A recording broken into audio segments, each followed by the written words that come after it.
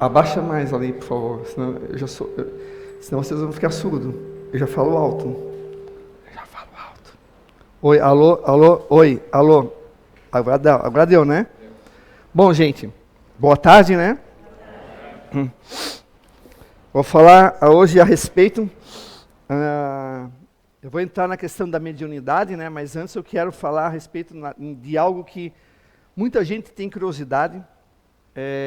Muitas pessoas que vêm para uma casa espírita ou procuram uma casa espírita, geralmente procuram para participar de uma reunião mediúnica, né?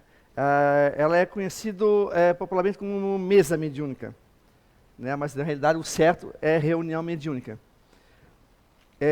Obviamente, né, a gente, quando vem uma pessoa querendo, eu quero participar, eu já participava tal, mas a gente, claro que a gente tem que ter cautela, né, porque eu vou explicar o porquê. Por que a gente tem a cautela, a preparação e quem pode participar e etc. Tal. Mas vamos lá. O que é uma mesa mediúnica, entre aspas, né? Uma reunião mediúnica.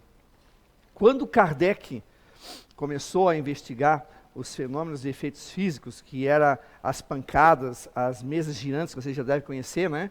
As mesas girantes, tá? Ali, na realidade, era uma diversão. A espiritualidade estava usando aquilo para despertar, não aquelas pessoas, porque aquelas pessoas estavam só bebendo, fumando e vendo aquilo como uma diversão, mas estava querendo despertar a curiosidade e atrair a atenção dos estudiosos para aquilo. Tanto é que um deles, né, foi o professor Hipólite, né, Denisard, o conhecido como Allan Kardec, que se sentiu ali, a princípio, não se sentiu muito atraído, achou que aquilo ali podia ser um magnetismo, podia ser uma outra coisa, mas aí depois ele começou a perceber que tinha algo de inteligente por detrás daquilo. Então aí ele começou a frequentar as reuniões mediúnicas. Só que as reuniões mediúnicas, na realidade, eram reuniões de efeitos físicos, não tinham caráter doutrinário, não tinham caráter digamos, de recebimento dos espíritos sofredores, não. Ali eram experiências que eles estavam passando, era uma necessidade, porque eles não conheciam, a doutrina espírita ainda não havia sido codificada, Allan Kardec estava estudando, e, obviamente, essas práticas da mesa girante, depois da prancheta, etc. Tal, ficou no imaginário popular das pessoas. Esse tempo eu estava vendo um filme no Netflix ali, e eu vi lá um filme de suspense que dizia um grupo de garotas, depois de ter feito uma sessão espírita e não sei o que, blá. Aí pensei, puxa, mas aquilo não é sessão espírita. Mas é que vulgarmente é conhecido, né, dessa forma. Ou seja, todo fenômeno de efeito físico, seja que tenha pancada, ou que tenha levitação, ou que surja algum objeto, ou que algum espírito vem pela psicofonia, pela voz, ou pela psicografia, é uma sessão espírita. Tá? E não é bem assim. Né? É uma sessão digamos, uma sessão de mediunidade, mas não necessariamente espírita. Tá? E Kardec, obviamente, ele começou a pesquisar isso, e ele começou depois a ver a seriedade que tem por detrás daquelas pancadas, que depois foi da mesa, depois que foi para a psicografia, que é muito mais prático, né, e muito mais rápido, e aí ele começou a ver que tem toda uma seriedade, toda uma doutrina, né, por detrás disso, uma inteligência, etc. Tal. Então ele começou a pesquisar isso. E, obviamente, com isso, começou-se, obviamente, a se, digamos assim, se organizar essas ditas reuniões espíritas, reuniões mediúnicas. Tá? Não tinha uma palestra como os moldes de hoje.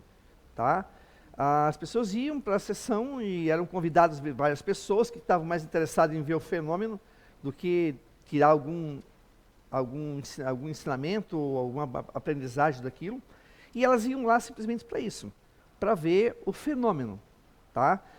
Assim foi depois, as materializações que vocês vão ver comigo depois, né, que a gente vai ver na questão da mediunidade, as pessoas iam para curiosidade, mas nem todos eram tocados, mesmo com o fenômeno da materialização, etc., não eram tocados, tá? Mesmo vindo o pai, a mãe, o tio, a filha, o filho, através da psicografia, psicofonia, nessas reuniões abertas, às vezes não era, achava que era embuste, que era mentira, aquilo ali não, isso aí não é verdade, ele deve ter pego com a informação com algum parente, alguma coisa assim, e ficou aí, porque a gente não tem como, né, nem Jesus, que foi o mestre, né, nem ele, digamos assim, não agradou a todos, imagina nós, né?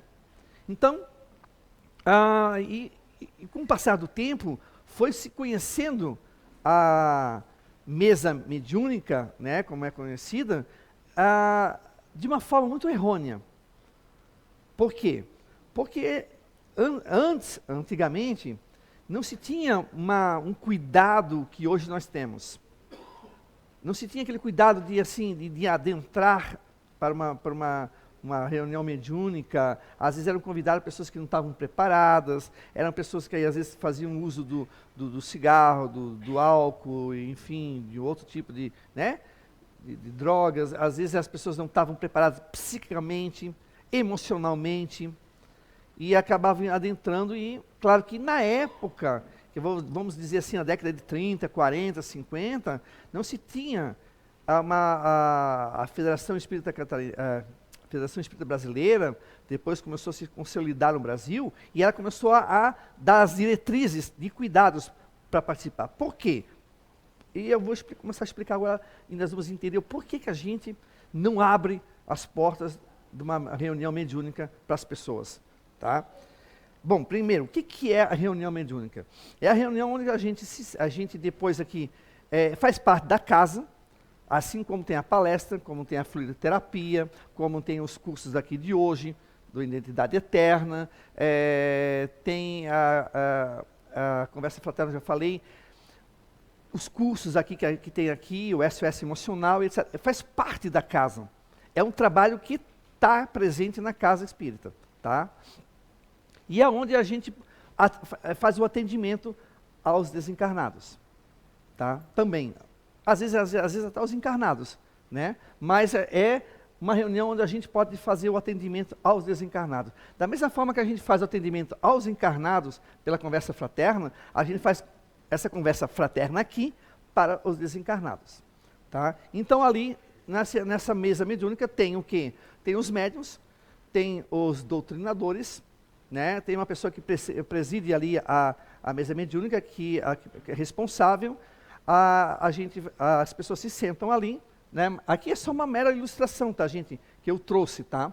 Mas geralmente senta-se, aqui, pelo menos na nossa casa, a gente faz a mesa, a gente se senta na ponta, o médico que faz de psicografia, aí se senta uma pessoa no lado dele, para poder tirar as folhas, né, trocar o lápis, aquela coisa toda, né, como a gente tem aqui com o Zé. Não sei se vocês lembram que quando nós tínhamos a psicografia pública, sempre fica alguma pessoa auxiliando, uma ou duas.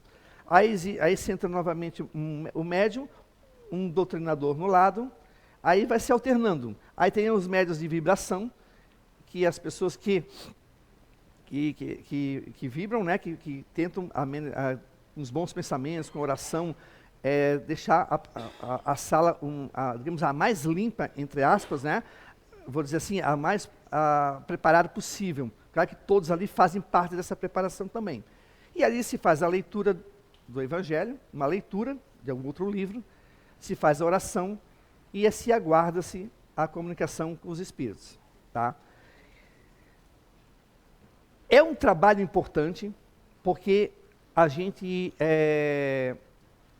consegue conversar com pessoas que não sabem às vezes que morreram, ou se sabem, querem se enganar, não aceitam, acham que pode reverter aquilo, ficam teimando muitas vezes, né, que não querem, sabem, mas não querem aceitar.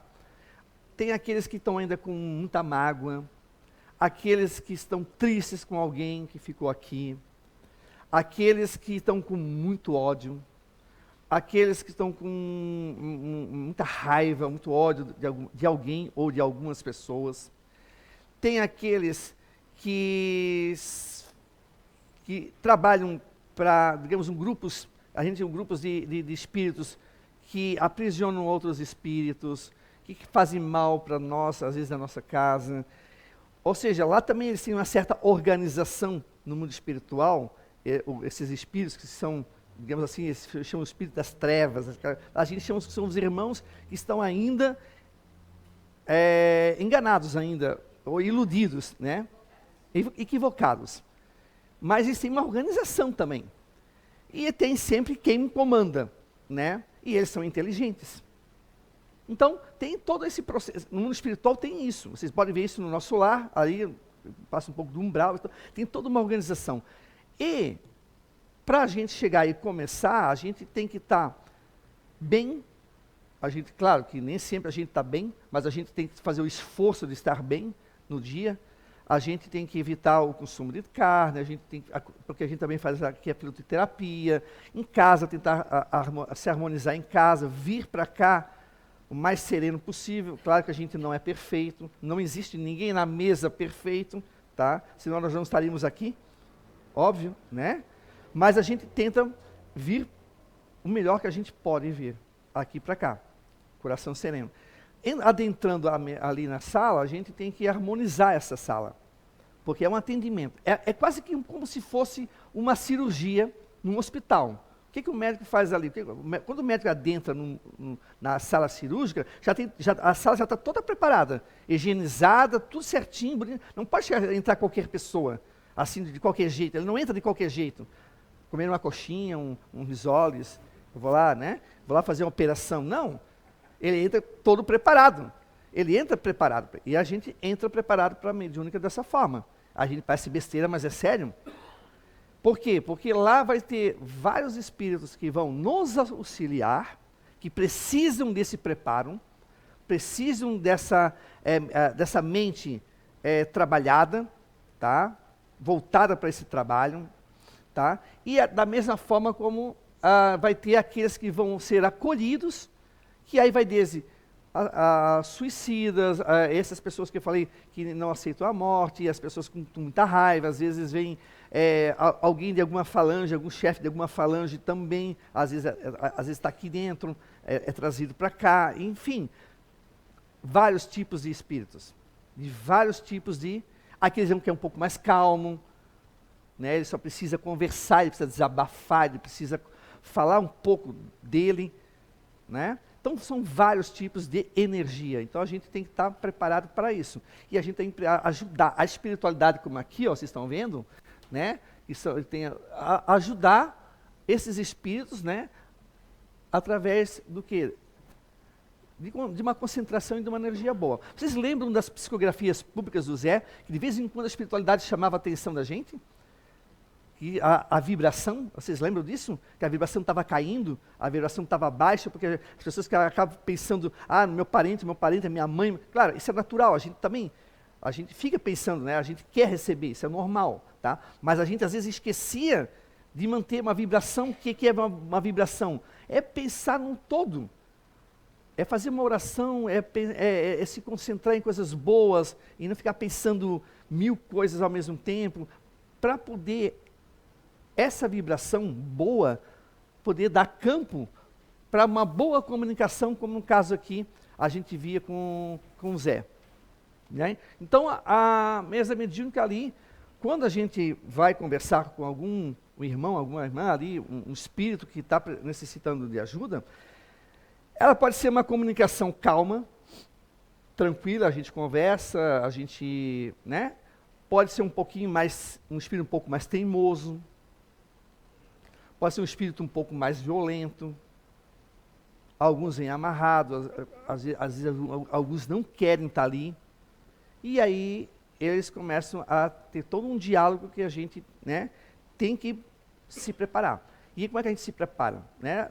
Fazendo o evangelho em casa, como eu falei para vocês, vindo para cá, tentando o melhor possível, um pouco conhecimento da doutrina espírita, tá? um pouco conhecimento do evangelho também, porque Se vocês pegarem uns livros sobre doutrinação, ali o Diálogo das Sombras, doutor Hermínio Miranda, vários livros, Luiz Gonzaga, vários livros ali, eles têm as orientações para quem está ali, seja médium, ou doutrinador, ou médium de sustentação.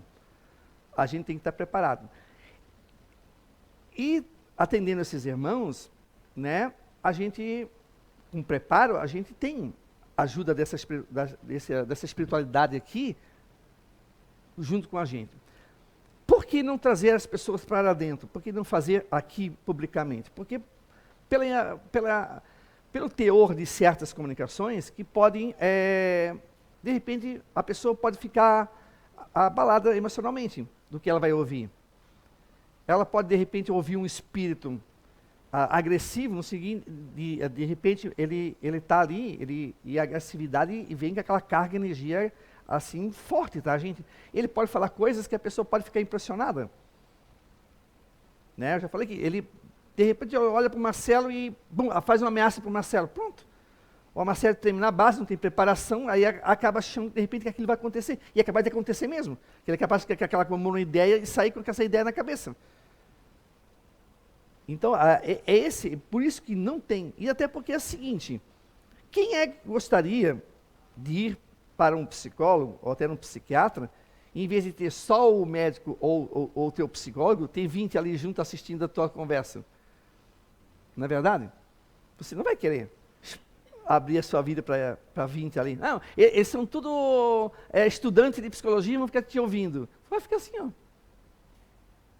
que eu vou falar para 20 ali me olhando, me analisando?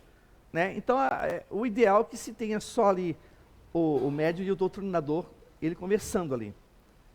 E é um problema dele. E esse problema dele é um problema do tamanho da Terra.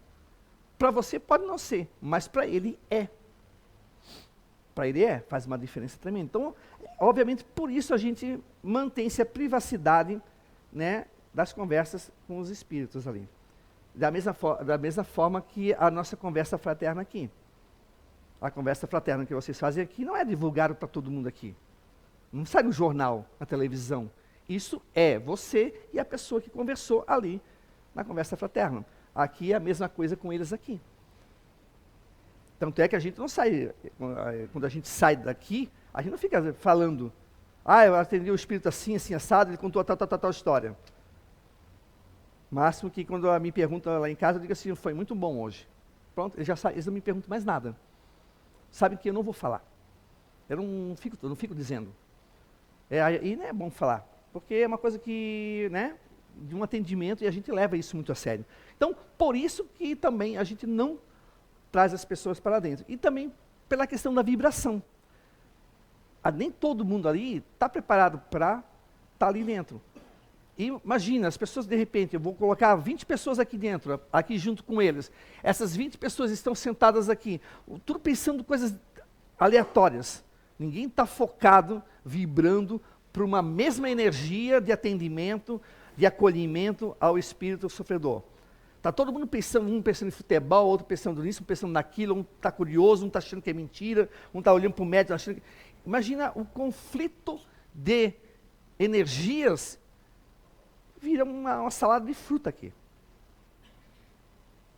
E aí isso vai atrapalhar e muito. Imagina a espiritualidade que está ali ajudando, porque nós temos uma equipe ali que faz o atendimento também por detrás ali dos médios, dos encarnados. Nós somos os encarnados, mas tem esse pessoal que está fazendo o atendimento aqui, ó, é um pessoal que também, eles vibram, eles harmonizam, tentam harmonizar junto conosco, tá, o ambiente. Imagina 20 pessoas ali pensando coisas aleatórias, imagina a dificuldade que eles têm para isolar certas pessoas, tá, para poder, de repente, atender um suicida, por exemplo.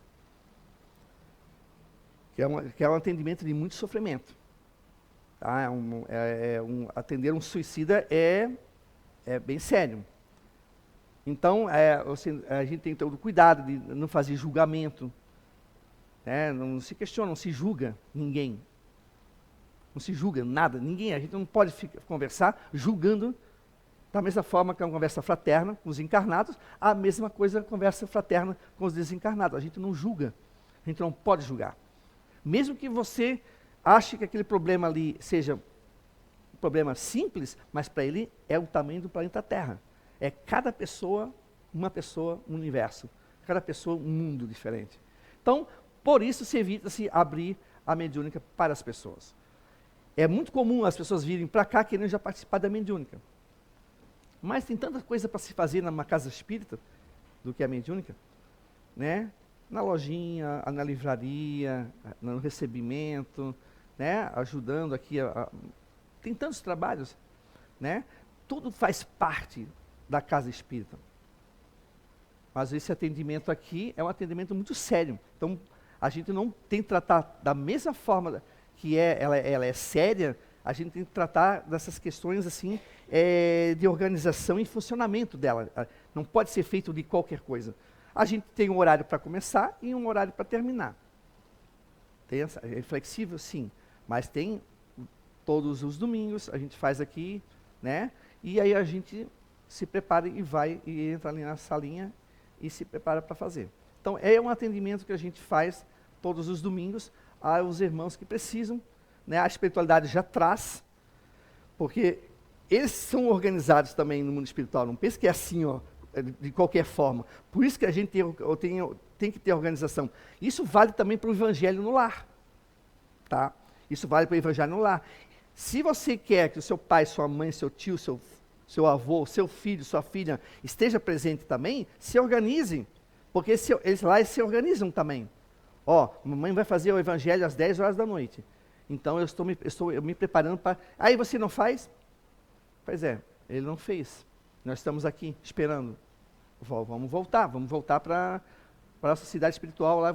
Ele não fez. Então, né, é mesmo que você marcar algo com alguém e não vai. Não comparece.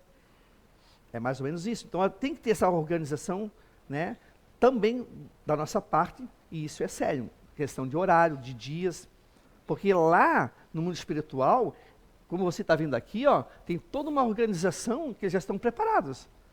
Amanhã, hoje, já, com certeza, eles já estão preparados durante essa semana toda.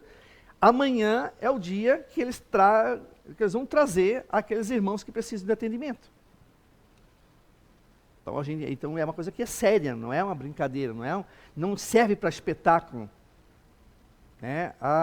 Eu sei que a gente tem curiosidade e tudo, mas é um trabalho que não tem como ser aberto, até porque eu já falei o porquê, né? Porque vai que você sai daqui impressionadíssimo. Já pensou? É o que acontece nessas mesas, como é que é? Mesa não, nas brincadeiras do copo. Você lembra que eu já falei na brincadeira do copo, agora virou compasso. Aí o espírito fala que vai morrer, vai fazer isso, vai acontecer aquilo com a tua mãe, com o teu pai, pronto. A pessoa bota aquilo na cabeça, estragou o dia, estragou o mês, vai ficar com aquilo na cabeça. E sai impressionado com aquilo ali. Seja um espírito mais, digamos, mais calmo, ou um espírito um pouco mais violento nas reações dele, nós temos que ter uma visão de irmão, de uma pessoa que precisa de ajuda. Nós não podemos condenar, não podemos julgar. O próprio Mestre Jesus já nos ensinou. Não julgueis para não ser julgados da mesma forma. Não julgue. Porque você um dia pode estar ali na mesma condição que ele.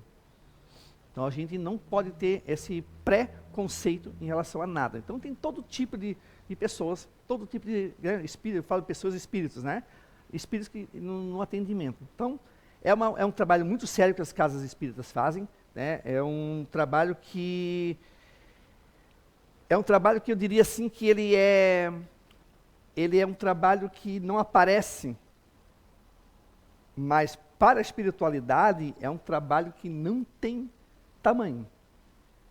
Não aparece porque as pessoas não veem, só nós ali que estamos ali, mas é um trabalho que para a espiritualidade é um trabalho que não tem, digamos assim, palavras para dimensionar. Já vou abrir para a pergunta, tá? Não vê, mas sentir, a gente sente. Hã? Sim, aí tem os médios, né? Sim. Aí, então assim, é um trabalho que é muito sério. né? Então, ali a equipe é composta por essas pessoas, né? E aí a gente tem toda uma questão de estar trabalhando de um atendimento aos espíritos. Deixa eu ver se eu esqueci alguma coisa aqui. Eu acho que não. Então, assim, gente, isso é uma reunião mediúnica. Ela não tem nada de extraordinário, tá? Assim como as pessoas imaginam. Tem muita gente que já perguntou para mim como é que é uma mediúnica. Aí eu sempre falo assim, mas o que tu imagina que seja uma reunião mediúnica? Eles falam mesa mediúnica, tá? Mas o certo, o correto é reunião. Mas o que tu acha que é uma mesa mediúnica? Aí eles vão falando para mim. E geralmente a maioria, eles falam mais do que é. As coisas assim, que eles imaginam. Óbvio, isso é normal, né? As pessoas não conhecem. Mas não é nada assim, não voa cadeira, não aparece espírito, não é isso, tá, gente? Não tem isso. Isso é porque, como eu falei, Kardec, lá no começo, que ele investigava esses fenômenos, que é óbvio que o professor, ele foi chamado para isso, para a codificação da doutrina espírita, mexia cadeira, voava cadeira, aparecia objeto e tal. Aí são reuniões de efeitos físicos, que nós vamos ver lá na frente.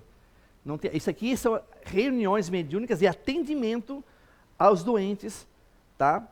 Às pessoas necessitadas de socorro. Então, aí as pessoas acabam misturando, mas é normal, né? O senso comum é esse. Então, a gente acha que, vindo aqui na casa espírita, já vai ver uma sessão espírita. Não, o que é uma sessão espírita? Né?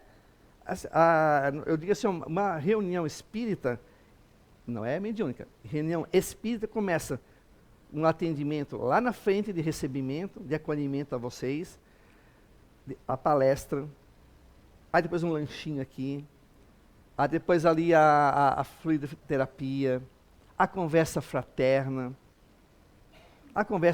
os eventos que acontecem como o Fore Blue, como outros eventos, o café ali com o Saulo Gomes que vai acontecer. Isso são as reuniões espíritas, né? Agora, já as mediúnicas, elas são e serão sempre privadas. Já aconteceu assim, ó, mas eu já participei lá não sei aonde, que era assim, era aberto. Eu disse, bom, mãe, eu não posso julgar, eu não posso falar porque eu não sei do que você está falando. Mas aqui não é. Que eu saiba, não é essa as diretrizes da Federação Espírita Brasileira, tá?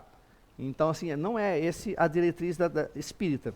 Se você for lá olhar no Livro dos Médiuns, se for olhar, né, o próprio Kardec já orientava da seriedade, mais lá na frente, ele já falava da seriedade e do cuidado que nós temos que ter, porque ali estamos atendendo pessoas que precisam de ajuda. Não estamos brincando de fazer espiritismo, não estamos brincando de fazer mediunidade ou com mediunidade. Isso é uma coisa séria, porque estamos lidando com pessoas que têm problemas, às vezes, até bastante graves. Então é isso, gente. Então, eu vou agora abrir para vocês, né, perguntas e respostas. Aí a equipe, né, da mediúnica está aqui presente também, né? Está a Bia, aqui a Rose, aqui a dona Sandra, a Anice está lá também, a Gisla está lá, a Kátia também está lá. E, assim, façam uma pergunta que vocês quiserem fazer. Qual é a curiosidade que vocês têm? Só um pouquinho que ele vai trazer o microfone. Vamos sentar aqui na frente? Aí as pessoas podem da mediúnica, podem sentar aqui na frente, né? Algumas são médiuns, outras de sustentação, outras doutrinadores. Eu prefiro dialogador. Eu também prefiro. Eu não gosto de doutrinador. Eu também gosto dessa palavra. Eu estava conversando com a Bia aqui, ó. Eu não, particularmente também concordo com a Bia. Eu acho tão assim esquisito falar doutrinador. Eu gosto de esclarecedor, dialogador, né? Eu não gosto dessa palavra doutrinador, parece que já fica doutrinando. Doutrinar, a gente não doutrina, a gente dialoga. Parece meio soberba, né? Exatamente. Melhor dialoga, que eles. Acho que é dialogador. Conversador, dialogador, eu prefiro dessa forma. Eu acho que é mais... Mas enfim, gente, quem quer, levanta a mão para que a gente possa estar com o microfone, por favor. Bom, eu quero saber como é que se descobre que você pode participar de uma mesa mediúnica. É um espírito que vai te ajudar a entender, um espírito de luz, é claro, né? Ou uma pessoa que não seja aquele espírito que Opa, desculpa. Aquela pessoa que simplesmente é entendido, é um doutor, ou é aquele que vê espíritos, que fala para vocês, não, você... Ou seja, como eu faço para participar de uma mediúnica? Não é tão simples assim, porque isso é uma coisa individual. Eu posso, de repente... Não, a pergunta vai ser bem mais esclarecedora, mas eu acho que a resposta, mas a pergunta que você quer fazer é, quem participa de uma mediúnica, não é? Não é isso que você quer perguntar? Não é quem participa, é como se chega a participar. Se é o espírito que te ajuda a entender que você pode participar, ou se é simplesmente o doutrinador, é a pessoa que não vê os espíritos, mas é aquela que fica ali com o espírito que vê espíritos. Acho que eu consegui ser claro. É que meio eu sou complicado. leigo, eu estou começando, então não sei se eu me expressei bem, mas acho que agora eu consegui, não consegui? Oi.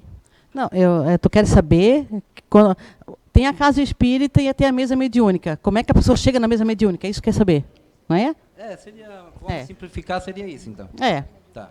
Essa pessoa tem mediunidade, tem tudo isso, né? Eu acho que as coisas vão acontecendo, né? A mediunidade... todo mundo, de certa forma, tem.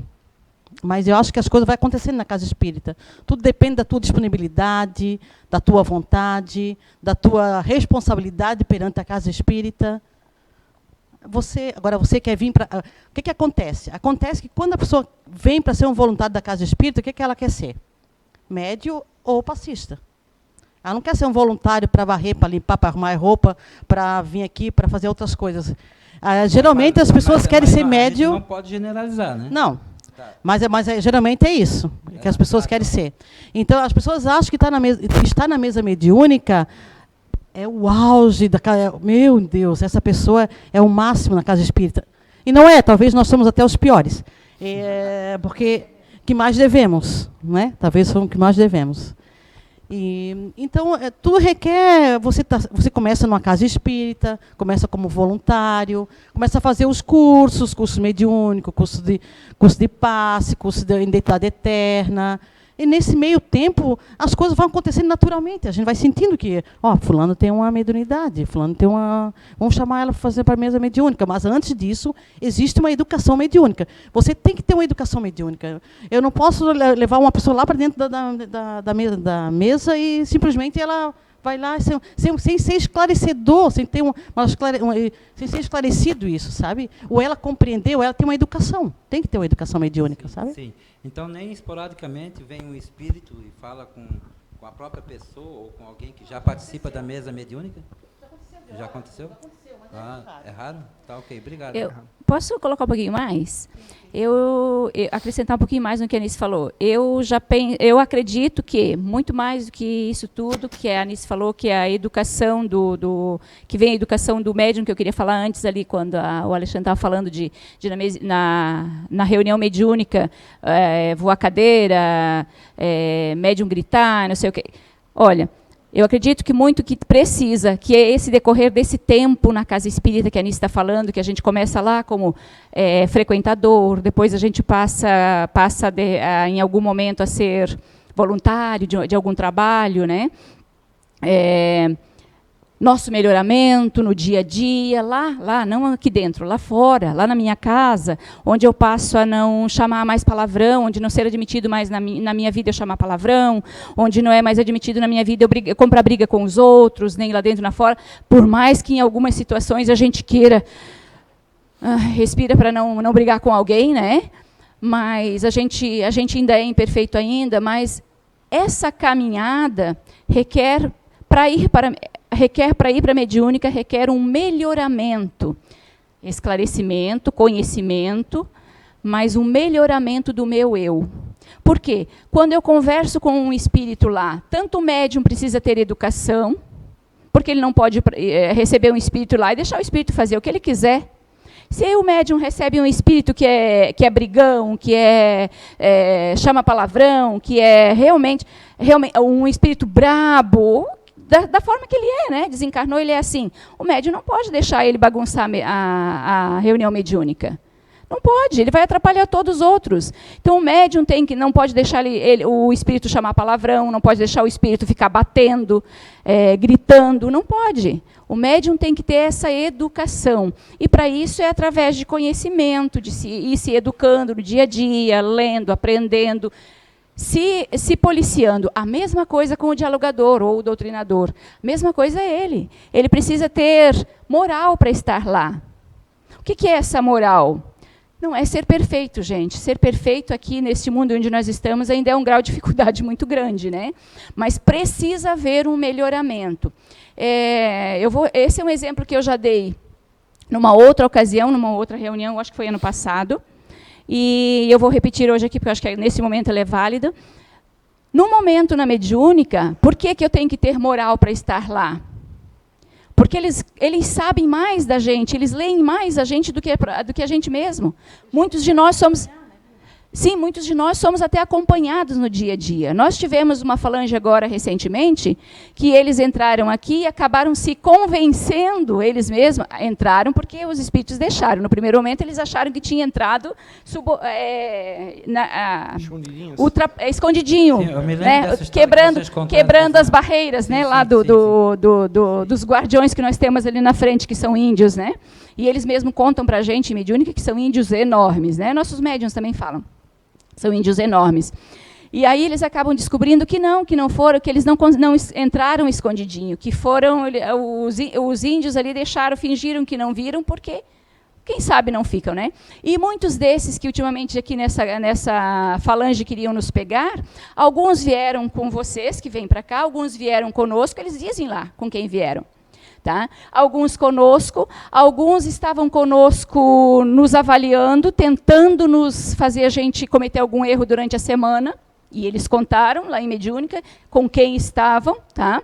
E o quanto a gente trabalhou, mas a maioria desses ficaram aqui. Porque se convenceram através das palestras, através da nossa união, eles disseram lá, a união de vocês, eles não tem quem derrube vocês. A gente sabe que a gente é frágil ainda, mas eles disseram que, olha, é muito difícil para derrubar. Eu vou trocar, eu disse não tem quem derrube, né? Eles disseram que é muito difícil derrubar a gente, porque a gente é unido. Por mais defeito que a gente tenha, né, cada um os seus, a gente está tentando e a gente é unido, a gente ajuda um ao outro, a gente ainda se acha tão falho, né? A gente ainda acha que deixa o outro lá, poxa, mas eu nem fui saber qual é o problema que ela está e eu percebi que ela não está bem. Né? Mas a gente é unido, a gente faz o que pode, a gente socorre um ao outro. E a outra coisa que ele disse, vários deles falaram, e eu estou falando isso de espíritos que eu conversei ainda, inclusive. Um deles disse para mim, 2 deles disseram para mim, vocês têm o poder da oração, vocês vivem em oração, vocês vivem em prece, esse é o maior instrumento. Quando a gente fala aqui para vocês que o maior instrumento que a gente tem de ajuda, de socorro para nós é a oração, não é à toa, gente. Eles mesmos dizem para a gente, a oração, vocês vivem em oração. Não tem quem derrube isso, eles disseram. Tá? Então, e aí foram convencidos pela nossa união. Então, para a gente estar lá, a gente precisa desse melhoramento em nós, dessa fé, desse engajamento comigo mesmo. E quando eu faço esse engajamento comigo mesmo em melhorar, eu me enganjo com o grupo. E aí comigo, quando eu digo que a gente tem que estar lá um grau de moral para estar lá, e tem que ser verdadeiro, não é que eles vejam, é que eu saiba que eu realmente estou fazendo. Um deles, numa ocasião, que eu estava conversando com ele, isso já faz alguns anos, e eu dei o exemplo, eu contei para vocês no ano passado, eu acredito. E eu disse, mas você precisa ter fé, você precisa acreditar. No assunto que a gente estava tratando ali, que era a questão dele, né? Ele olhou para mim e disse, mas nem você tem fé. Aí eu pensei, eu murchei um pouquinho. Olha como eles pegam a gente. Eu murchei um pouquinho, mas assim foi muito rápido, eu disse, é verdade. Eu não tenho essa fé que eu estou pedindo para você. Mas uma coisa eu tenho. Eu estou tentando dia após dia confiar na minha melhora e querer fazer a minha melhora e confiar, ter fé, acreditar nesse Deus que a gente prega. Ele disse para mim, agora você me convenceu. Porque quando a gente é verdadeiro, não é da boca para fora. Quando a gente é verdadeiro, os espíritos já disseram para a gente, quando a gente é verdadeiro, abre uma luzinha, brota uma luzinha do coração da gente.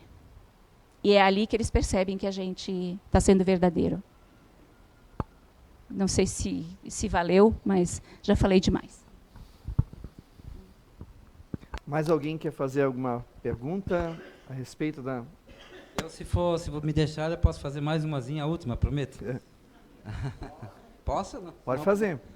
O pessoal que, em algumas casas espíritas, né, eles são, quer dizer, na verdade, em todas as casas espíritas existem pessoas muito cultas, né, se não eram, mas se tornam muito inteligentes, porque a doutrina é uma doutrina que ajuda a desenvolver a inteligência. E essa inteligência, esse saber, esse poderio todo, às vezes atrapalha um pouquinho quando você tem que ter humildade, ou não?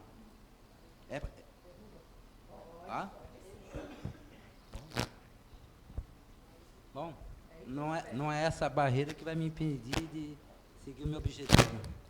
Se você, por exemplo, entra na doutrina, que você começa a estudar e você começa, digamos assim, a desenvolver essa percepção, essa inteligência acerca do mundo espiritual e também do mundo carnal, obviamente, não só nisso, mas como fora daqui, seja profissionalmente, seja onde for, você tem que cuidar para não subir para a cabeça, como se diz, né? Sim. Eu me acho, agora eu sou o bambambam, eu sei tudo sobre o espiritismo. E aí, obviamente, não precisa nem participar, não precisa nem ser da mediúnica, pode ser qualquer pessoa, em qualquer esfera, né, da sociedade, pode acontecer, né? Só que a gente tem que ter o cuidado. E essa humildade, ela vem vem acompanhado, não pela inteligência, porque tem pessoas que são analfabetas, mas elas são humildes mesmo. Não é aquele faz de conta. Tem aquele que é pura imagem e tem aquele que é humilde mesmo, seja analfabeto, seja um doutorado, não importa. A pessoa ela já traz com ela isso, ela já traz com ela essa humildade. Então ela não, mas também pode se aprendendo, se construindo isso também. Tem gente que era antes egoísta e de repente agora hoje não é tanto, mas é porque foi uma superação dia após dia, através do conhecimento, através da palestra, através dos cursos, que ela vai superando esse entrave que ela tinha na vida dela, desse egoísmo, digamos assim, né? Mas tem muitos que trazem isso já de espírito. Isso, ou seja, não é o conhecimento que vai me derrubar. É o que eu trago dentro de mim mesmo. São os meus vícios morais, o orgulho, a soberba, a vaidade.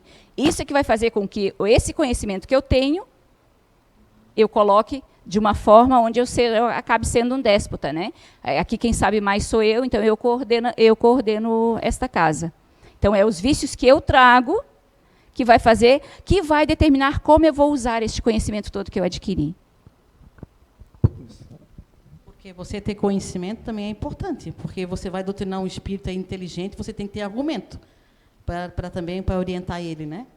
Mas a humildade na vida, na casa espírita, na mediúnica, é essencial. Não tem. Não é? Tem que ter humildade. Para a evolução, eles precisam andar juntos, né? Tem que andar junto. É um pré-requisito até para a gente estar ali na mediúnica, não, como se diz, não subir num salto alto. Porque se eu subir no salto alto, meu amigo, a hora que vier um ali que eles são inteligentes também, tá? Não pensa que eles são ignorantes que estão ali. Eles são bastante inteligentes e ardilosos. Eles misturam a verdade com a mentira. Eles, como a Bia aqui falou, a Alice, eles nos acompanham às vezes. E aí você sobe como se diz, no tamanco ali, no salto alto, bom, ele te derruba. Então, e se você praticar essa humildade, tipo assim, olha, eu estou fazendo o melhor que eu posso, eu vou tentar fazer o melhor que eu posso, e já é assim um passo para você já trabalhar essa humildade dentro de você, né? O importante é que você não entre se achando dono da verdade. Esse aí é que eles veem melhor. Não. Visão, porque eles estão livres da matéria. Eles estão livres da matéria, então eles conseguem ter uma visão mais ampliada. Mais ampla do que nós vemos. Isso. E aí é lá que eles pegam a nossa falha. Mas é só porque eles estão desprendidos da matéria. Na verdade, existe a morte e o desencarne, né? A morte é que você morreu, a parte fisiológica, e o desencarne é quando você sai desse mundo para o mundo espiritual. São duas coisas diferentes, quando deixa a matéria. Eu vou contar um caso para vocês que aconteceu recente.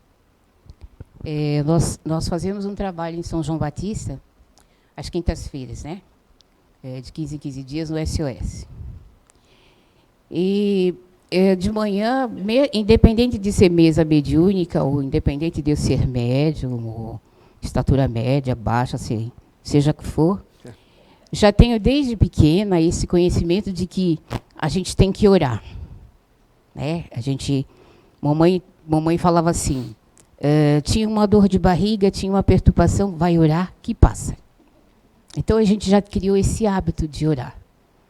Mas a oração também tem uma elevação, né? Quando a gente é pequenininho, a gente pede para livrar a mamãe, porque a gente adorava a mamãe, a gente queria a mamãe perto da gente.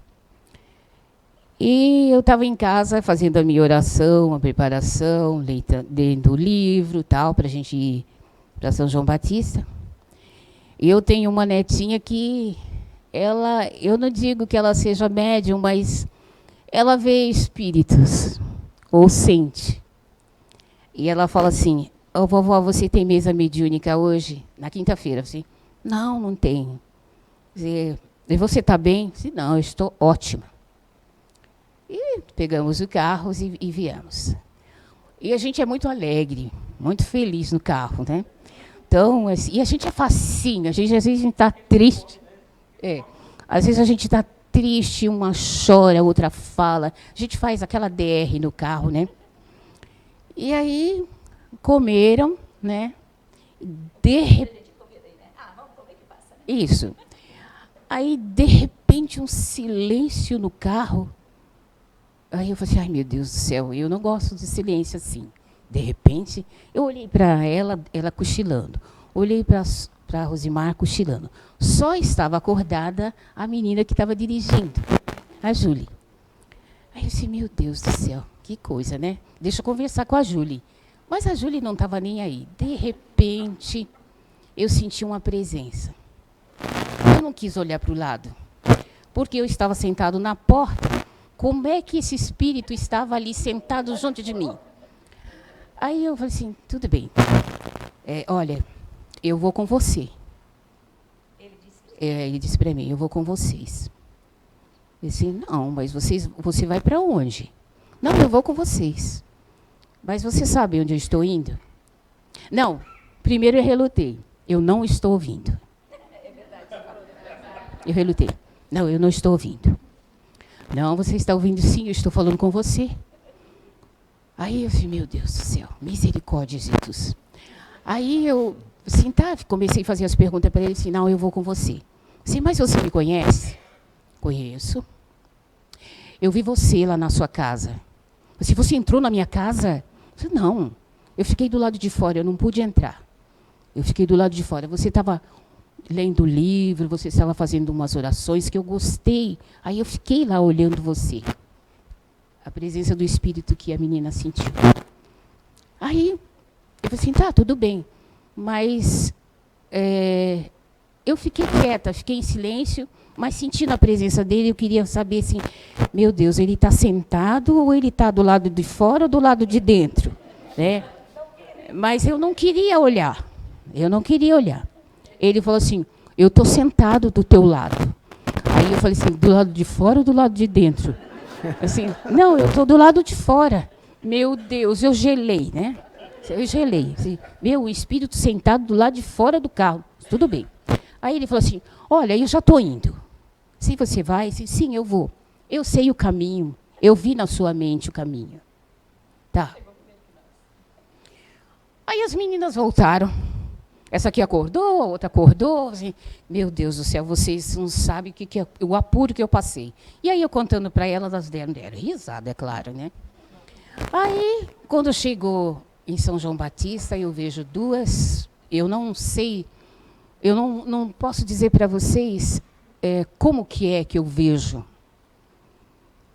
É um formato de pessoas, sabe?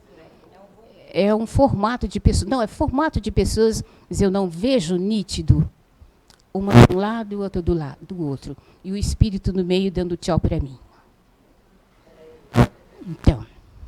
Então eu falo assim, precisa essa preparação.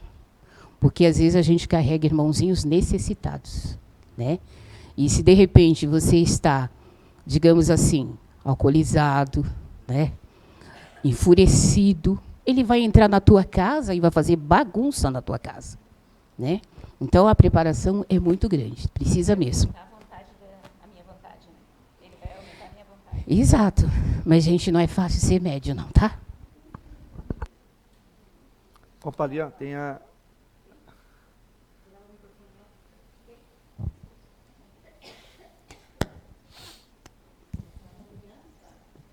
Oi.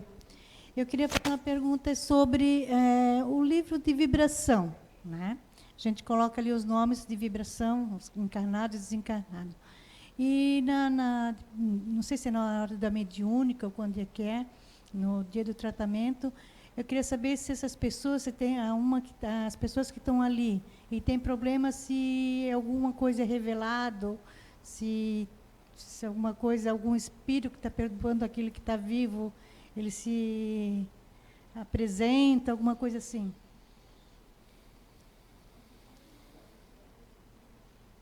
Se eles se manifestam... Não, na questão dos os livros de vibrações não têm a ver não tem relação com a mediúnica, não tem relação... Não tem... Sim. Sim, às vezes vem, mas daí a gente não fica sabendo de onde ele está vindo, se é através do livro de vibração. Na verdade, o caderno de vibração é um pedido de socorro, um pedido de ajuda para a espiritualidade. É feito essa vibração, a gente em conjunto, o pessoal do tratamento de segunda-feira se reúne no preparo da sala antes de começar o atendimento. Eles levam todos os cadernos para lá, às vezes a gente já deixa no domingo à noite mesmo lá em cima da maca. E é feita oração para todas essas pessoas que estão inscritas ali e também no caderno virtual, né? A espiritualidade vai atender cada uma dessas pessoas, vai visitar cada uma dessas pessoas. Aí, às vezes, eu posso pensar, né? A equipe espiritual vai atender cada um. Essas energias que a gente está emanando ali através da oração, vai chegar até essas pessoas que estão inscritas. Mas a espiritualidade também vai visitar. Tem uma equipe que vai visitar essas pessoas, seja em hospital, seja em casa, seja onde for, onde elas estiverem colocadas, né? Porque através de vocês que estão aqui, que são quem coloca os nomes ali, é que a espiritualidade vai saber, porque eles não são adivinhos, tá? Eles têm que buscar onde está essa pessoa. E é através das informações que eu tenho aqui, que eu estou aqui, eu coloquei os meus familiares lá, é através de mim que eles vão saber, porque a gente não coloca lá o lugar, a cidade, ou, né, a rua em que mora, não é? Como é que eles vão saber? Eles não são adivinhos, eles têm que buscar as informações. E eles vão buscar através da gente. São familiares da Beatriz. Onde é que eles moram? Lá naquela cidade. Ok? Então é lá que a gente vai... Porque está na nossa mente, eles sabem. É lá que eles vão ajudar. Tá? Sei disso até porque os espíritos já nos disseram e também já conversei com os meus familiares, com alguns deles, e já me contaram das visitas que eles receberam, né, espiritual, para auxiliar. Então, eles vão auxiliar. Mas aí como é que eu não percebo a ajuda na minha casa, a melhora na minha casa? Gente, não são eles que vão fazer a nossa melhora. A minha melhora sou eu que vou fazer. Eles vão me dar a força, vão ajudar na força que eu preciso para fazer essa melhora, para ter essa melhora, seja no que for. Aí chega lá, olha, não tem como mexer em algumas coisas, porque eles também têm um limite que é até onde vai o nosso livre-arbítrio, né? Aí, dentro desse limite que eles podem fazer, o que a gente pode fazer aqui? Olha, a gente não pode mexer muito nisso, porque eles estão vendo também o que está na nossa programação, né? E o que eu estou fazendo para passar por aquela situação ali? Vão me dar passe, vão conversar comigo, né, mentalmente, através de intuições, mas o quanto eu vou ouvir? É tudo muito meu daí, né? Mas eu sei também que eles fluidificam as nossas águas lá, tá? E olha, já leva junto aqueles que moram em prédio, que eles vão lá e fluidificam já a caixa d'água, né? E aqui, todo mundo já recebe água fluidificada. Vão nos armários da gente, se a gente estiver cozinhando, eles fluidificam a comida que a gente está fazendo. É muito grande a ajuda, é muito ampla a ajuda que eles nos dão. Mas não podem ultrapassar o nosso livre-arbítrio. Eles não podem, se eles estão dizendo, não faça isso, não faça isso, não faça isso. não, mas olha, eu preciso fazer isso, eu nem estou ouvindo o que ele está dizendo que não é para eu fazer, eu vou lá e faço. Esses não podem ultrapassar as nossas vontades, o nosso livre-arbítrio. Mas a ajuda, ela está sempre, sempre, sempre, e muito ampla, presente. Eles estão sempre nos ajudando. Então, a ajuda através da cadeia de vibração...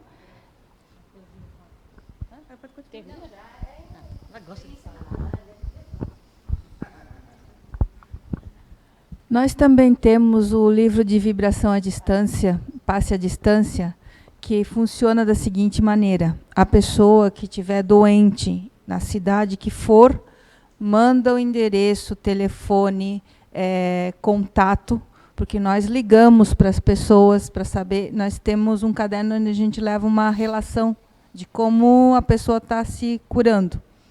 E vamos dizer assim, é feita a vibração num outro horário, no mesmo dia de tratamento, no final, das 7h30 às 8, das 7 às 7h30 é o horário, né? E a pessoa tem que ficar deitadinha em casa, botar um copinho d'água do lado e fazendo sua oração, né? Eu tenho vários casos de cura, não só aqui no Brasil, como no exterior. Já estão catalogados ali.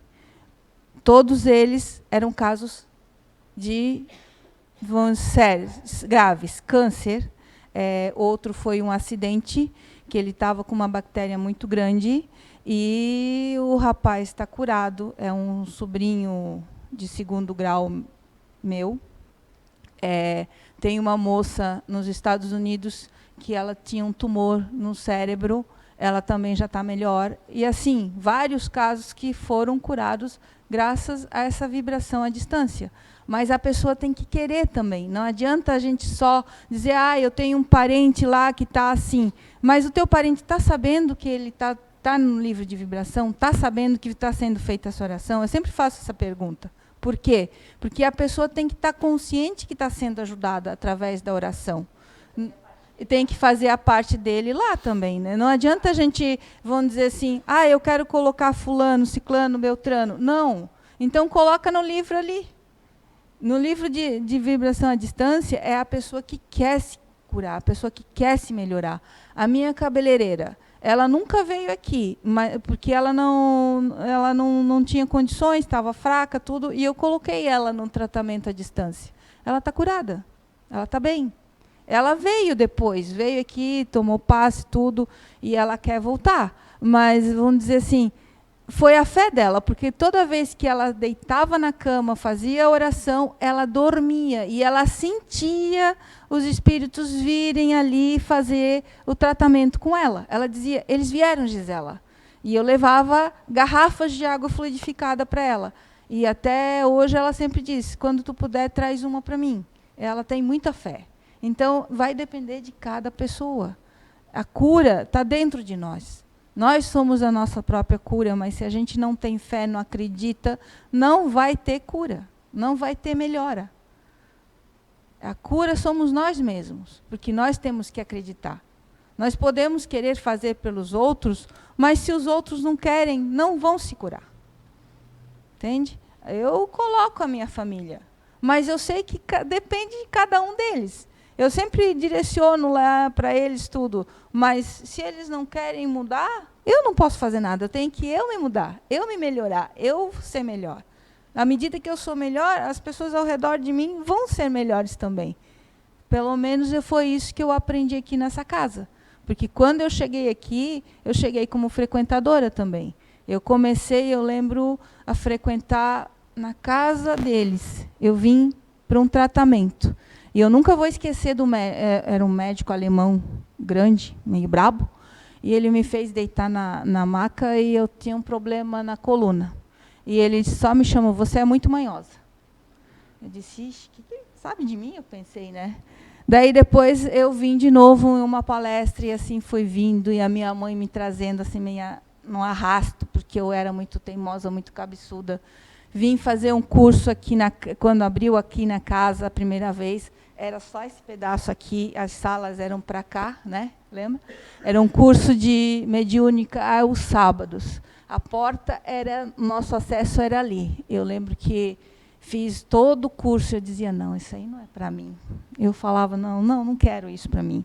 E eu tinha uma amiga argentina que era uma senhora de idade e ela dizia para mim, não, Gisela, um dia você vai desenvolver, você vai trabalhar. Eu dizia, não, eu não quero essa coisa para mim, eu não quero, não sirvo para isso. Eu vou educar meu filho, eu quero educar meu filho, porque eu tinha um bebezinho naquela época.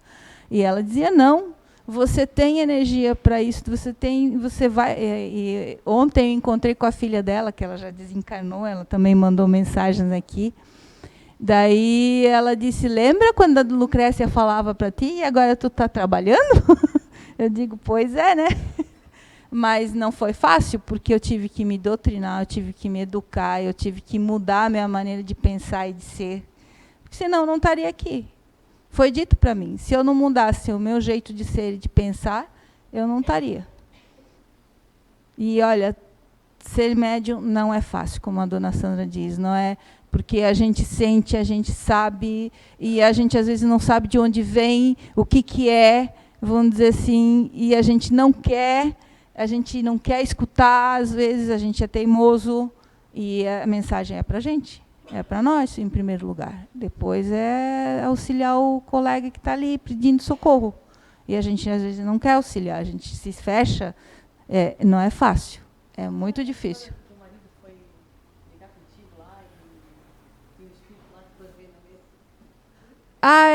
Vamos dizer assim, a gente estava em casa, eu não sei, ele falou uma coisa para mim, eu não lembro direito. E eu fiquei braba com ele. E ele disse, mas tu não é assim. Eu disse, não, eu sei que eu não sou. E ele começou a brincar e a fazer um monte de coisa. Daí eu olhei e disse, mas ele está certo, tem algo errado. E eu disse, tá, tudo bem. Eu vou me acalmar, deixa eu aqui com meus botões, porque quando tem alguém comigo, eu digo que eu estou com meus botões. Daí, quando eu digo isso para ele, ele diz, tá bom, fica com teus botões, reza, te acalma e fica aí quieta, ele disse. E eu cheguei aqui, né? E era um adolescente. Ele estava lá só para tirar sarro da gente, brincar com a gente. Só que ele criar uma discussão, só que não conseguiu, porque meu marido começou a levar no esportiva, né? A dizer, por que tu está fazendo isso? Não faz assim, tu não é assim. Mas se ele não fizesse isso, eu ia ficar cada vez mais braba. Daí ele disse, vem cá, me dá um abraço, me dá um beijo melhor, que em vez de ficar braba. Ele sempre faz isso comigo, quando eu estou assim, diferente. Daí eu fui lá e disse, tá bom, eu dou um beijo e um abraço. Daí o espírito viu que a gente tinha compreensão um com o outro, que a gente tinha amor, tudo. E ele queria até voltar para a Terra e voltar na minha família. Só que ele disse, eu sei que ela não pode ser mais mãe. Ele queria ser meu filho. Daí ele disse, eu não quero ser, eu sei que ela não pode ser minha mãe. Não foi? Lá vou eu de novo, né? Acaba sobrando para mim. Esse espírito foi eu que conversei com ele. Mas fala se tivesse agido de outra maneira, ela e o marido dela, não é? Sim.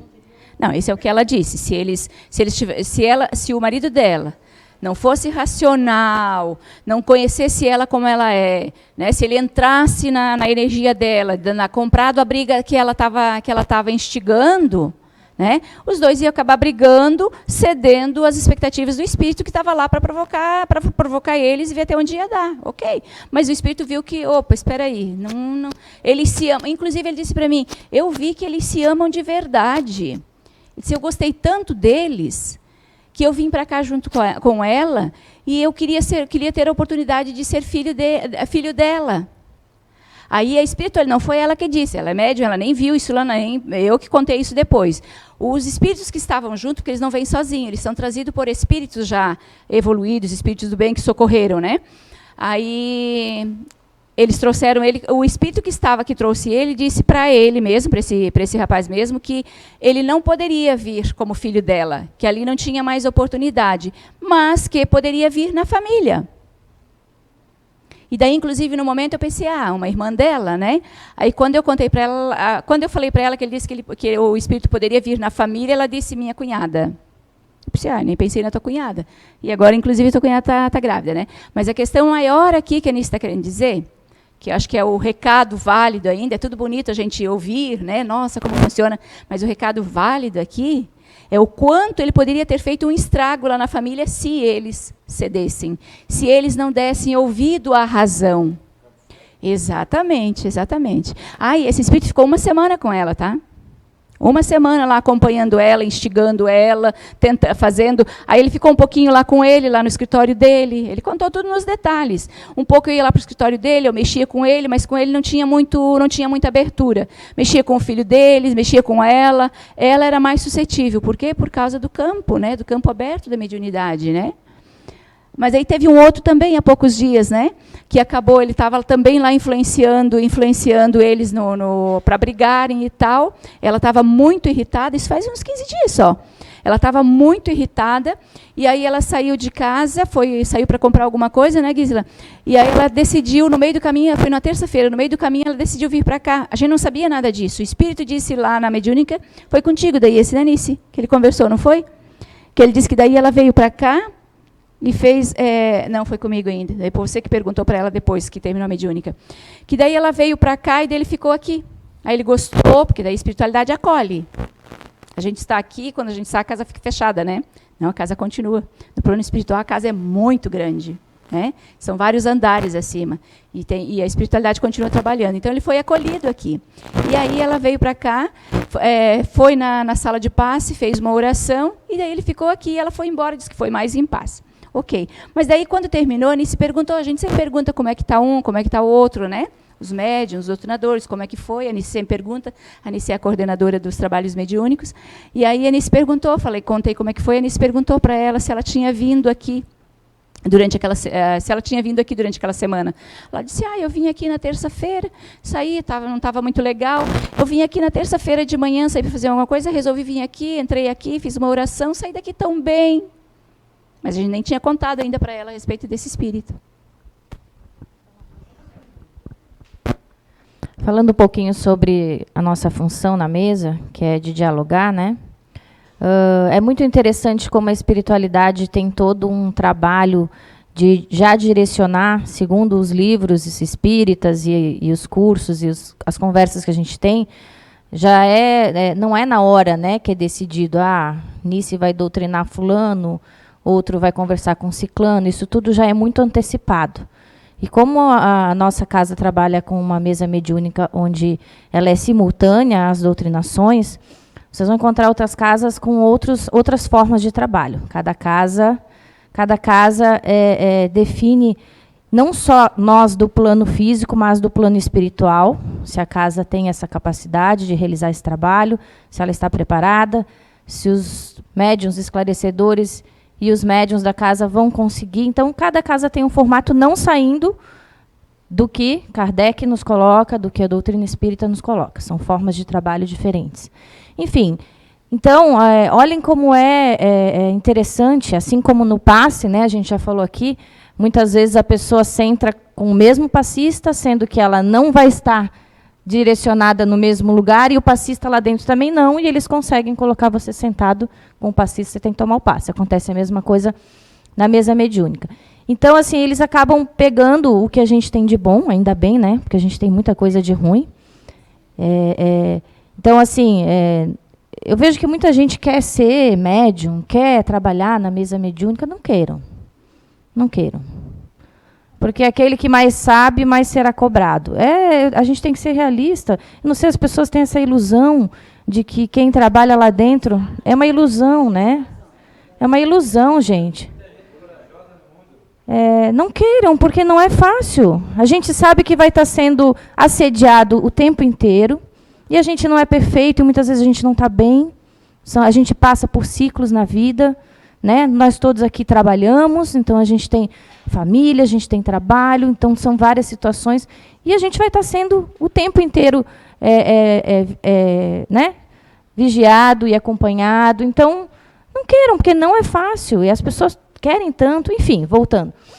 Então, assim, desde nova, eu sempre tive o contato com as pessoas homossexuais, a minha família, né? Então, eu nunca tive Porque às vezes a pessoa acha que não tem um preconceito, mas lá dentro dela, e o espírito sabe, ela ainda não é que ela seja preconceituosa, mas ela ainda não aceitou. Então eu nunca tive, porque isso fez parte da minha infância, fez parte da minha família, então era zero. Então quando chegava alguém, algum espírito homossexual, né, caía para quem conversar? Para mim.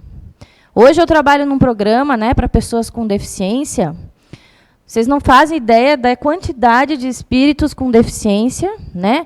Paralisados cerebrais, deficientes visuais, que chegam na mesa mediúnica para serem socorridos e caem para quem? Para mim conversar. Porque eu não tenho mais isso dentro de mim. Garanto que, de repente, assim, outra pessoa ainda vai sentir, coitadinho, que dó, né? Coitado, tadinho. Não tenho mais. Então, de repente, eles vêm, não, é melhor conversar com ela porque ela já tem um conhecimento, né? Então, é muito interessante toda a logística, vamos usar essa palavra, a logística da espiritualidade. Já se cai um espírito mais trevoso, mais difícil, onde requer uma pessoa com moral, né? Ainda não estou nesse, né?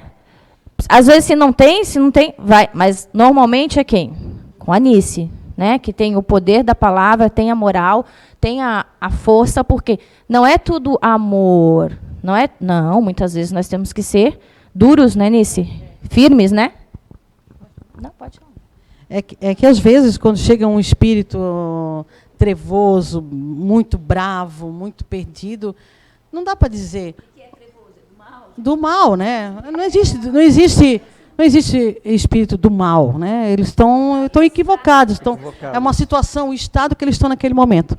Então, você não vai dizer, olha, fica com Deus, que Deus está contigo, que não sei o quê. Lá ele quer saber de Deus, gente. Ele nem gosta de Deus, ele nem quer saber, né? Então, tu tem que ter uma doutrinação mais firme, mas, sabe? E às vezes essas doutrinações mais firmes assim, ele não vai ser doutrinado numa mesa num dia só. Às vezes ele leva meses. Já chegou um espírito leva 6 meses para ser doutrinado. Aí eles vêm no corpo do médico para ter aquele choque anímico, sabe? E vai indo, tu vai falando, até que tu vai pegando aberturinhas assim, né? Opa, ele falou família, ele falou, a minha avó. Opa, aí tu vai pela avó, sabe? Aí tu vai pelo caminho. Mas até então eles não têm, né? Eles não querem saber de família, de filho, se teve, eles não querem saber disso, né? Então, e para vocês verem o preparo que a espiritualidade tem, já dias antes, ou a Anícia vai doutrinar aquele espírito que vai vir, meu Deus do céu, né? Lá em cima, imagina assim, espera que ela vá nesse domingo, né? Porque a Kátia vai... Então, nós vamos levar esse espírito aqui na mesa, na próxima, esse. Então, eles têm todo um preparo bem antes da gente. Então, nós também, como médios doutrinadores, temos que estar preparados, sabe? E a conduta é essencial, a conduta moral, a responsabilidade que você tem perante isso. Se você sabe que você não vai assumir essa responsabilidade, cai fora, vai dar um tempo, vai fazer outra coisa. Eu não tenho essa responsabilidade. Eu, particularmente, eu adoro doutrinar. Adoro, eu amo. Tanto que eu esqueço da vida quando eu estou lá dentro doutrinando. Eu já esqueci minha filha até, aqui fora. Para vocês terem uma ideia, como eu gosto. Foi muito antigo, faz tempo já. Até a Fabiana levou minha filha para casa, porque simplesmente eu fui para a mediúnica e esqueci. A Débora era pequena, tinha 4 anos, né? Nossa. Eu esqueci a Débora, gente. E eu lá doutrinando, aí eu fiquei imaginando, se eu tivesse lembrado lá na hora da doutrinação, eu não ia conseguir. Eles fizeram até que eu esquecesse de vez. Quando terminou a mediúnica, gente, a Débora... Meu Deus, a Débora. Aí o Agostinho e a Fabiana tinham levado para a casa deles, olha. Sabe? Mas é porque ela não costumava vir naquele dia também, no domingo. Como eu tinha mediúnica, eu não trazia ela, né? Então é isso, gente. Eu acho que o preparo é essencial. É essencial no teu dia a dia, o ser humano que você é, para onde você leva o seu jeito de ser. Claro que de vez em quando você dá, você também não é santo, você não está sempre, a Anícia está sempre assim, não, eu sou Eu sou braba, não é que eu sou braba, é que a coisa autêntica, a coisa é ou não é. Eu não gosto de meio termos, eu não gosto das coisas que... sabe? Então, eu acho que... E os grupos de inteligência aqui que a gente estuda, a gente usa muito na doutrinação. Porque quando você chega ali, que você vê que é vamos supor que é uma pessoa já mais... que é um neutro, uma pessoa mais calma, mais tranquila. Ou disponível. É bem interessante, assim, você tem argumento para doutrinar, porque você já conhece a pessoa, como é que ele é, você sabe o que você vai dizer para o espírito, né? E os disponíveis também, né, são os espíritos mais difíceis na mesa mediúnica, para vocês terem uma ideia, porque há uma luta o orgulho é muito grande, personalidade, eu quero e não quero, eu quero e não quero. Para ter uma ideia, ele vem, você quer ajuda, eu vim aqui, eu doutrinando, você quer ajuda, né, para mim. Daqui a pouco ele vira para o lado e, ai, seu desgraçado, você, sabe, aí você tem que ter argumento para falar ali, para ajudar esse espírito nesse momento, né? Então, o preparo, o estudar um pouco é muito importante, sabe? A harmonia do grupo, da mesa mediúnica, é essencial. Eu acho que, às vezes, você não pode ter uma picuinha, uma coisinha com ninguém da mesa mediúnica, porque, se tiver, eles pegam. E eu costumo dizer aqui na casa, eu não gosto de quantidade, eu gosto de qualidade. Né? Às vezes as pessoas dizem, meu Deus, como tem pouca gente. Não importa, eu não gosto de quantidade. Quando, às vezes, no dia de segunda-feira, vamos supor, tinha... hoje nós atendemos 50 pessoas. Eu fico triste com isso, porque é 50 pessoas que não vão ser ajudadas. Agora, nós atendemos 4 pessoas, e essas 4 nós conversamos, nós buscamos qual é o sofrimento, qual é o problema, vamos a fundo, aí sim nós estamos ajudando. Então, é qualidade. Então, eu gosto de qualidade, não gosto de quantidade. E eu ia falar outra coisa, agora esqueci. Eu sou assim mesmo. Não, só para falar assim, eu, né, Kátia, não vejo nada, não escuto nada, não sinto nada, não sonho com nada, nada do nada. E estou ali trabalhando numa mesa mediúnica, tem um porquê. Mas só para o pessoal saber que, assim, nem sempre é a pessoa que vê, que escuta, que incorpora, né? Então, muitas vezes a gente não tem nenhuma dessas mediunidades, né? A minha função foi essa. Ainda bem, se vocês me perguntarem quanto tempo eu estou, não sei de nada, ainda bem, porque eu esqueço tudo, é ótimo isso. A gente não usa isso para ter isso como uma faísquinha lá, né? De orgulho. Não lembro nada. Se me perguntar da semana passada, não lembro. Eu saio daqui, eu esqueço tudo. Não é nisso, tu também, né? Isso é ótimo para a gente. É um favor que a espiritualidade faz. Eu durmo, fecho o olho, acordo no outro dia, não lembro nada do meu sonho, nada. Tem tantas doutrinações boas que eu quero contar e eu não lembro agora, sabe? Mas eu vejo que é um favor para a gente isso, né? Então, só para vocês terem uma ideia. Mas então, meu Deus, o que ela foi...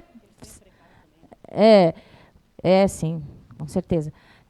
Então, assim, para vocês terem uma ideia, né? Que a pessoa pergunta, mas o que tu faz? Tu vê? Tu escuta?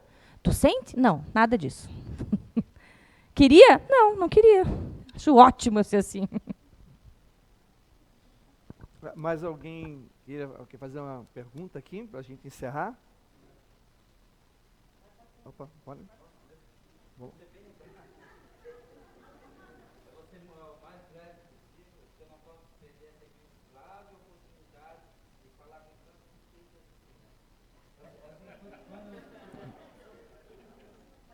Quando eu era pequeno, mais quando eu era pequeno, tem umas coisas que aconteciam comigo que era coisa de espírito. Hoje eu sei que é coisa de espírito.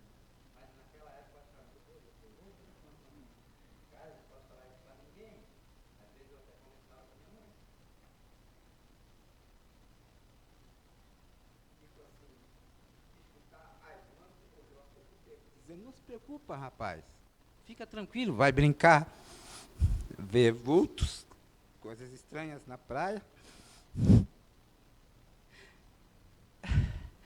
Alguém me dizia, tua mãe levou um tombo, tá botando sangue pela boca, tá com problema de coração. Cheguei em casa, estava longe, tinha acontecido, levou um tombo, tinha botado sangue pela boca. Morreu com problema no coração. Fez ponto sanfena, mas já tinha chegado a hora dela, né? E eu fui num casamento em Curitiba, onde eu tenho muitos parentes que são espíritas, né? Realmente são espíritas, vivem o espiritismo. E eles começaram a falar para mim de espiritismo, eu com aquele receio, com aquele...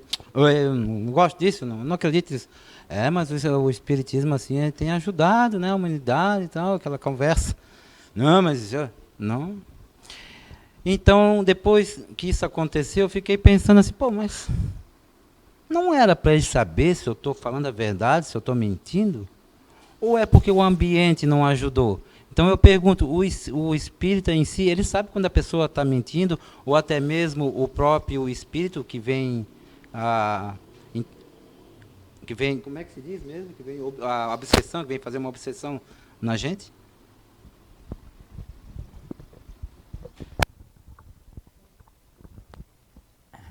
Se isso acrescenta alguma coisa, né, alguma coisa para melhor,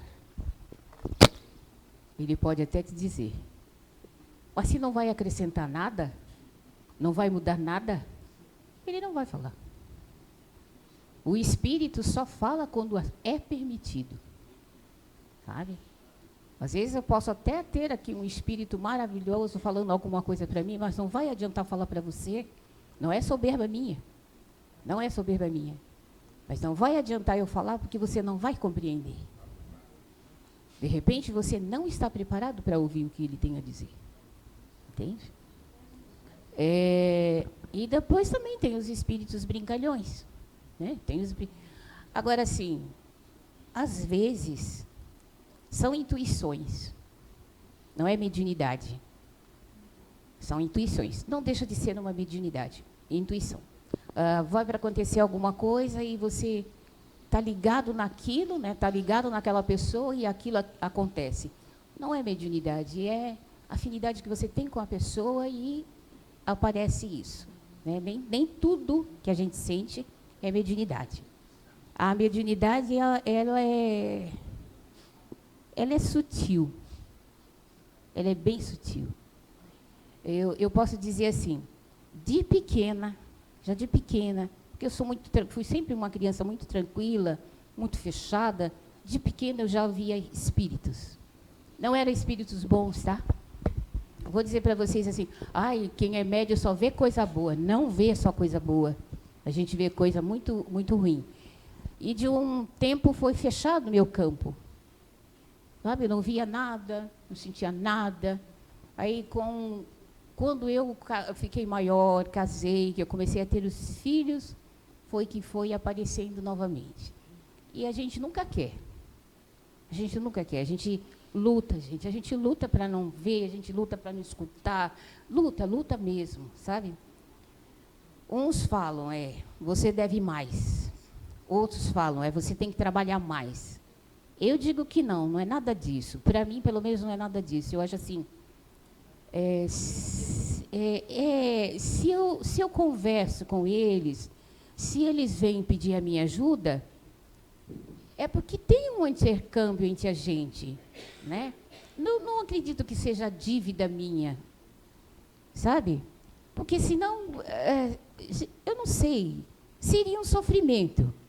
Claro que não é uma coisa legal, porque assim, você tem que estar vigiando, mas ao mesmo tempo é um instrumento para eu estudar mais, é um instrumento para eu crescer mais.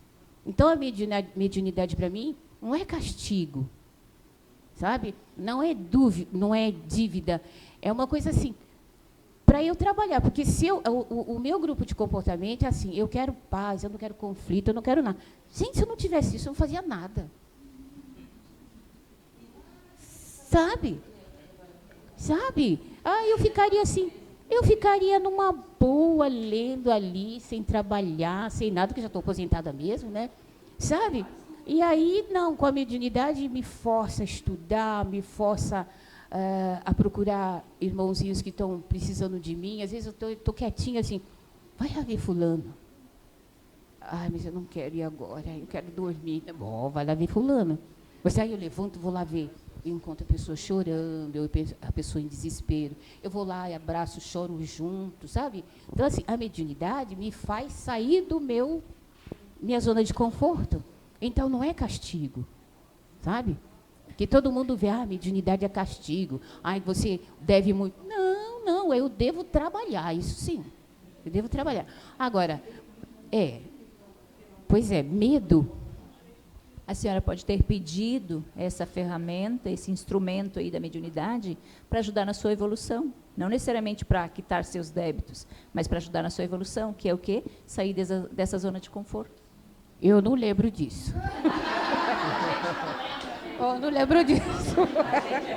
Os nossos comprometimentos gente, a gente não lembra. Já são 5h15, a gente vai dar uma parada para fazer um lanchinho, depois a gente retorna, ok? Tá, deixa eu primeiro ter um aviso. Atenção, eu gostaria